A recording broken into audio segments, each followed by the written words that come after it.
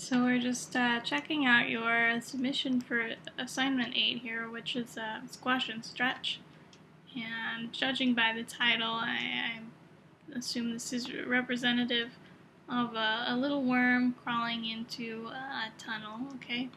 So let's just kind of take a look at what we've got here.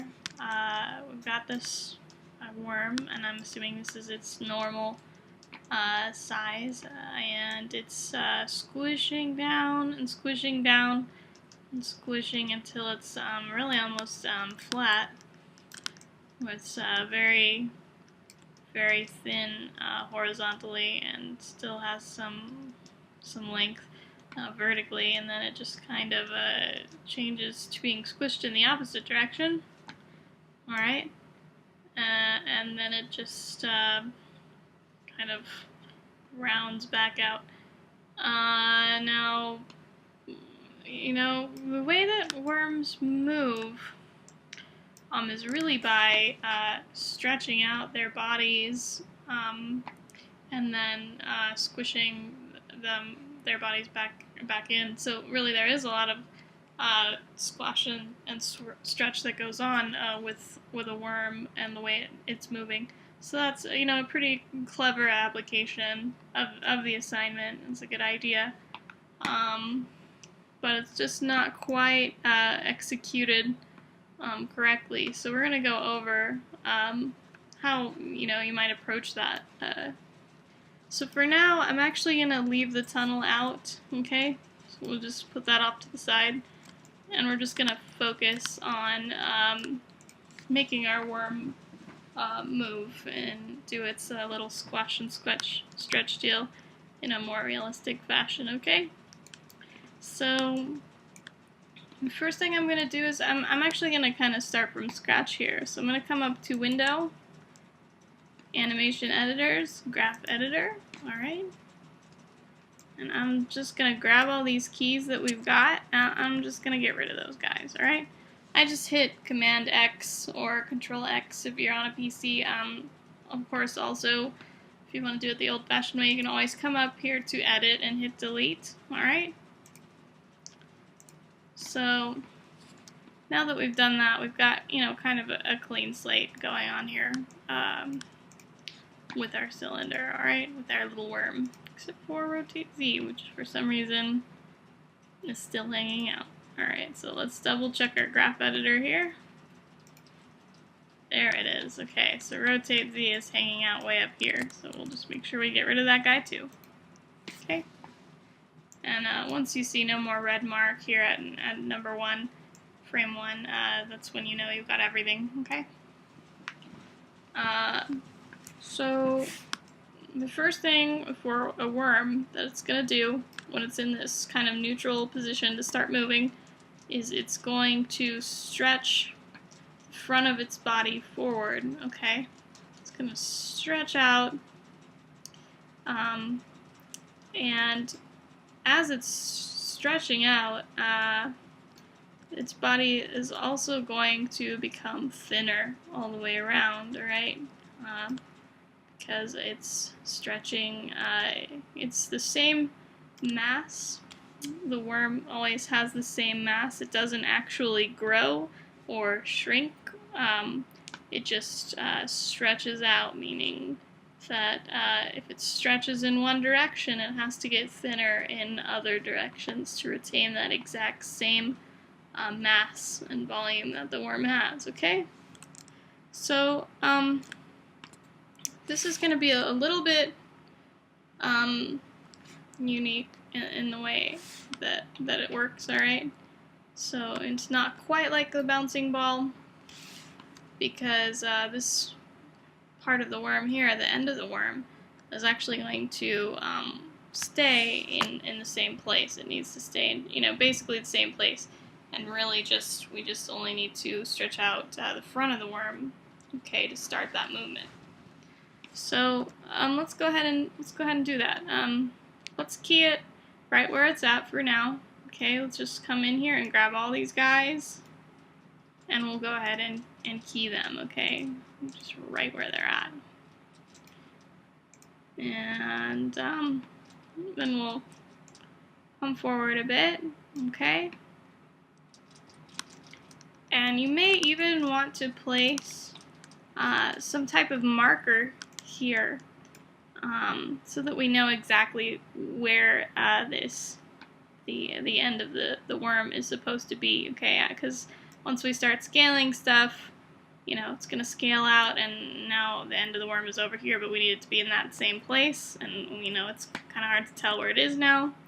So you might want to come in and create something simple like a cube, just as a placeholder, just to tell you where the end of the worm needs to be, and you can just set it, you know, right there, next to the end of the worm, so that way once you scale everything and all kinds of crazy stuff, you'll know where to put that end of the worm. Alright, so we're going to scale it out a little bit. Alright, we're going to do something like that maybe. And we'll of course have to move it forward so it'll appear that the end of the worm has stayed in the same place. We're using our little marker to judge where it should be, okay? And then, of course, as I was saying, anytime that the worm stretches in one direction, it needs to shrink in other directions. So, in this case, as it's stretching out its body, it needs to become thinner. Alright, so we'll go ahead and make it a little thinner, alright, in the X and Z directions, okay? So we can come in here and we'll go ahead and say, let's make our scale 0.75 in the X and Z direction. And a lot of this is just kind of eyeballing and seeing what you like and what works. Make sure that all the time that your scale Z and your scale X are always the same number, okay? You don't want anything like this going on, because your worm is round, alright? It's going to stay round. Obviously, with a real worm, it's a lot more complex, but for the purposes of, you know, kind of just this little cylinder style worm, we want everything to be, you know, exactly beautifully round. We don't want any of that. We just want it nice and round, okay? So, let's go ahead and key this. Just key all that fun stuff, and let's see how this looks. All right. So we got our little chubby worm, and he's stretching out. And as he's stretching out, he's getting thinner. Okay. And that's about how a worm should look when it's stretching out. All right. Now, after it has stretched out, it continues to move by then bringing the tail end here in towards the body, okay? So it'll bring this up closer, okay? So let's go ahead, and this time we're going to want this end to stay in the exact same place, okay? And it's going to be the end of the worm here that's moving. So let's move our little marker up to the front here, alright? So that we can now make sure that we place that in the correct area as well, alright? And we'll just move up a little bit in time here, okay? And this time we will scale this guy in. And I'm even gonna scale it in more than it was originally, than its original shape, alright? Just to really get some squash going on this guy, okay? We'll try and line that up as best we can with our marker there, alright? And of course, because we have squished the worm in, we're also going to need him to grow in girth here. He's going to need to become rounder, alright, to accommodate for that mass. So let's go with 1.3. And again, make sure that you have the exact same number in both scale X and scale Z so that he remains around, alright? So let's go ahead and test out our animation at this point. So we've got our little worm stretching out, squashing back in, getting all chubby. Okay, so you might notice that even though we have our worm sitting right here at our marker at 7, and it's also sitting here at our marker at 14, in between, it goes, quite a way past the marker. And, that's one of those things that rather than making a whole bunch of keyframes and moving it back to where the marker is, we can actually just adjust this easily in our graph editor. So this is definitely a time to use the graph editor. So let's go up to Window, and we're going to go to Animation Editors, Graph Editor, pull that up. We can see all the motion that's happening with our little worm here. Okay. Now, this primarily has to do with the fact that it's translating in this direction, okay, which winds up actually being the X direction, okay, so the red here is X. If you're ever confused about that, you can look in the corner here, alright, and it'll show you a little kind of a guide to which way is which. Red represents your X direction, Y is your this green color right here, okay, and then Z, it's a little hard to see on my screen here, but blue represents the Z direction. Alright, so we can kind of see with our move tool here, we've got this red arrow going this way, meaning what we're working with here is our X, or translate X. Now, things get a little tricky when it comes to the scale tool, because you can see things are, a little bit reversed.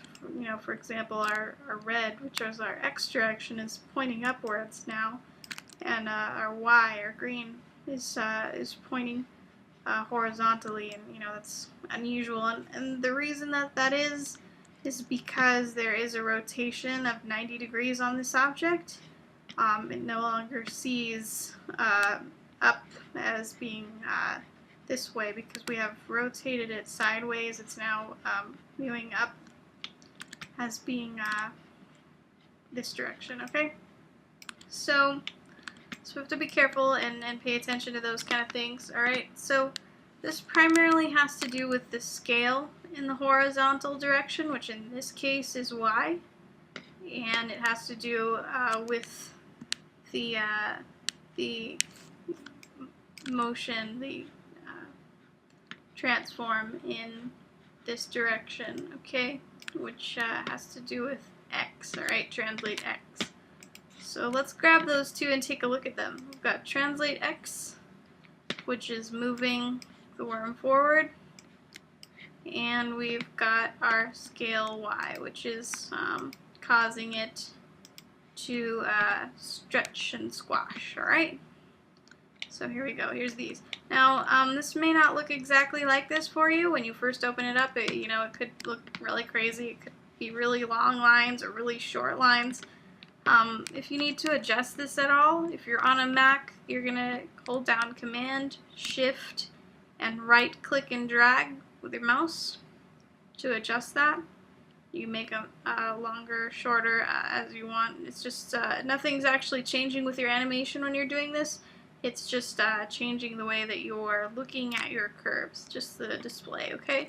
If you're on a PC, it's going to be Control, Shift, and right mouse button.